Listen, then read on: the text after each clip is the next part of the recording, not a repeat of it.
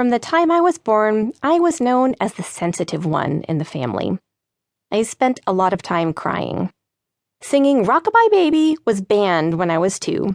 Once my mother finally figured out the imagery of an infant crashing through the tree limbs was sending me into hysterics. Shortly after that, I announced I was never watching Tom and Jerry again because I felt sorry for the cat, who was just trying to get something to eat. Other cartoon bands soon followed. Roadrunner, then Sylvester and Tweety. Exasperated with all these failed attempts to keep me entertained in front of the TV, my mother eventually led me to the children's section of the library and told me to read whatever I wanted, which suited me just fine.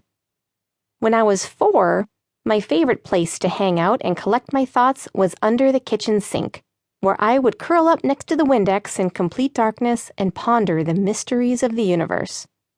My mother would find me and tell me that the neighbors' kids were outside if I wanted to join them, and I would reply, "No thanks." When I got too big for the kitchen cabinet, I found my way into the cool cellar, flipping through our stacks of musty old National Geographic magazines, reading about Jane Goodall and dreaming of a life in the jungle amongst the chimps. Instead of grounding me when I was in trouble, Mom would kick me out of the house and refuse to let me back in until dinner. "Go play," she'd implore, closing the door, then locking it behind her. I'd sigh, then wander across the yard to my grandparents' house, where my grandfather was on permanent vigil in the foyer, reading history books. We would sit side by side for hours, reading. Then I would come back home and pretend I had been riding my bike all afternoon. It wasn't that I disliked all the other kids in the neighborhood. It's just that I preferred books to people. They were easier to put away when you were done. My mother was flummoxed at this development, having raised in my older sister, Chris, an archetypal extrovert who talked from sunrise to sunset. She tried multiple approaches to bring me out of my shell, with little success, as the options in a dying mill town in early 1980s Massachusetts were pretty limited. Gymnastics was an utter disaster, ending with me on the floor in the fetal position with a bruised nose on my first day. Dance was only slightly better, though I was always in the back row during the recitals behind the willowy girls with the swingy ponytails and impeccable rhythm.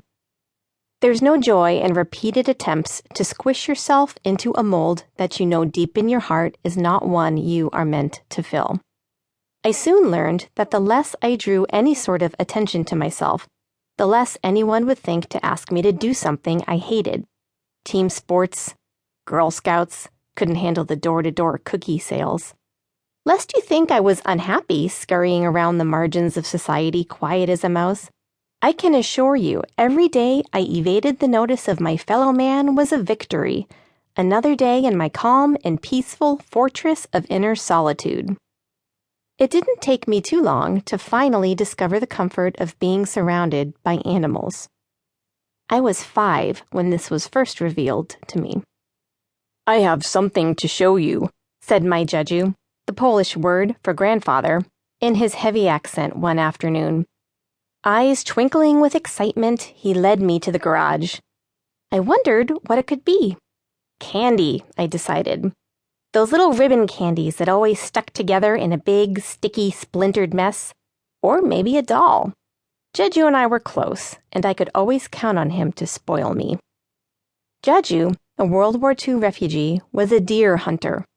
Every winter, he, my father, and my uncle would retreat to the densely forested regions of Maine with heavy flannel and a shotgun rack, returning with a deer carcass strapped proudly to the front of the Buick, a lifeless, limp trophy resigned to its gruesome fate.